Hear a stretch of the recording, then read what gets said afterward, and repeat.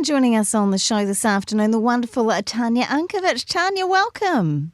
Hello, how are you both? Oh, doing well, thank you. Yeah, doing good. Nice to be back together again. It's been either or, but not both of us for some time. So nice to be chatting with you together. And True. And Tanya, before we get on to the important topic that we wanted to talk about today, I just wanted to check in with you because with your mum passing away recently and all of the struggle of that, how are you feeling with Mother's Day coming up this weekend? Well, I'm thinking about it. There's no doubt about it, and I'm very aware. So what I will probably do is have a little ritual for Mum and pray for her, and I journal a lot. So I'll probably do a little bit of that. It's just part of the healing process. I'm sure she wouldn't want me to be in a big ball of tears. I know that about my mum. She'd be saying, "Come on, get off, go and bake something, will you?" So, yes. I'll definitely acknowledge her and acknowledge the process in some way on Mother's Day for sure. Yeah, certainly important, and there'll be a number of people who are, remembering their mums this Mother's Day, perhaps if they've passed away as well. Now, Tanya, last week, I missed this because I was away. It was a doozy. I was great. away for school holidays. But Finally, Tanya was honest with us. Yeah, you were talking about honesty. You've got a bit of a follow-up from that today. Yes. Well, we talked about honesty being one of the first things that we have to do in order to have lasting change. Get honest with ourselves. Okay, how is life for you now? How is your health? What needs to happen in order for you to move forward? So once you've got honest with yourself, a lot of people kind of go, oh my God, this road ahead looks big. It looks too much for me. There's too many pounds to lose. There's too much to do. And this is where I just say, okay, just stop for a moment and be encouraged. Be encouraged that you've got everything already within you to do whatever it is that you want to do from now on. So it's being honest but not pessimistic. It's yes, telling the truth to yourself, but also speaking positive things over your life to encourage you to take the steps that you need to take. Absolutely. And to also remember that you've already been through tough stuff already in your life and you've survived it. So you can actually do it again. And last week we talked about the whole food thing, right? Getting honest with your eating and that sort of thing. So if we were to use that same example, it would be, okay, many people have tried to shed weight or to get into shape or get healthy so many times, and they haven't succeeded. I don't even want to use the word failed. They've not succeeded at it. And then they are discouraged. But this is where I go, actually, no, just stop. Be encouraged. Be encouraged because if other people can do it, then so can you. Maybe someone else tried a different strategy. Maybe you just need to do a different strategy. Maybe you just need to go within a little bit and check in on how am I thinking? How am I feeling about myself? Am I actually setting myself up to not succeed with all of the thoughts and the way I talk about myself?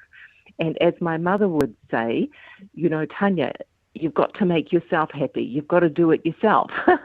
And so, be encouraged by the advice you've already had from your parents. Now, it's often during these tough times that we can become closer to God and God can actually work through us. I mean, would you say that and to be encouraged by that as well? Yes. And, one of the things I always hold on to whenever I'm going through a tough time or whenever I'm struggling to move forward with something, I always go, okay, there's a lesson here for me. Clearly, God wants me to learn something. Maybe I'm suffering a little bit because God is creating something greater ahead for me because I'll be able to help someone else through their suffering from my learning. So never be discouraged. Always be encouraged that there's either a lesson or this is an opportunity for you to dig deeper and see how strong and resilient you really are. Tanya, you talked about going within, going deeper within yourself. Unpack that a little bit for us. What do you mean by that phrase? Well, it's so tempting to jump from one shiny thing to another without feeling the pain or the discomfort of what we're trying to run from. Yeah. So let's say you've tried to get in shape and be healthy and it hasn't worked and you've gone, oh gosh, it's not working for me. Oh, look, here's a new diet, a quick fix shiny plan that I can do. Oh, look, here's the new thing I can buy to make me feel better. But we don't stop for long enough to identify that we're actually feeling uncomfortable. And the thing is, we run from the discomfort. So I invite people to just go within for a little bit, feel the discomfort, know that it's not going to kill you, and go, oh, okay, this is just a little bit of fear. This is a little bit of, I'm not sure about myself. I can handle this. So go within. And if you don't go within, then you end up going without because you're just jumping from one thing to another. Okay. I mean, it sounds like it sounds like to create change, there is a bit of a process involved. Now, getting honest is one of those things. Learning to trust yourself, I'm getting that sense in it as well. What else would you say to this? Well, you've got to have a very strong reason why change is important for you. So if you don't get healthy, what's life going to be like for you 6 months down the road? If you fast forward and feel the pain of that, could be a really strong motivator for you to go, oh my goodness, I actually better get healthy. I want to hang around for a bit longer, and if I don't do something now, then maybe I won't. But also, fast forward on how good something's going to feel in 6 months' time. Not just feel the pain, but feel how great it's going to feel in 6 months' time when you get healthy. When you feel how good that feels, that is going to make you want to strive and get there.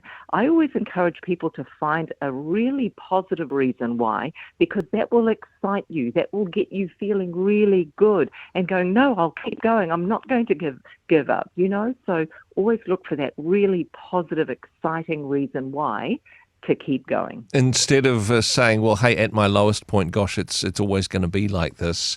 Imagining yourself in a situation where you're looking back at the pain that you've been through because, you're in charge of writing the next chapter of your own story. Absolutely. And always remember that you're being an example to someone else. Sometimes people don't feel enough or worthy enough to create change for themselves. They don't care, I don't care if in 6 months' time I'm still unhealthy. Well, what about for your children? What about for your grandchildren? So if you can't find a strong reason why for yourself, think of someone else in your life who you want to do it for, and often it is your children and your grandchildren.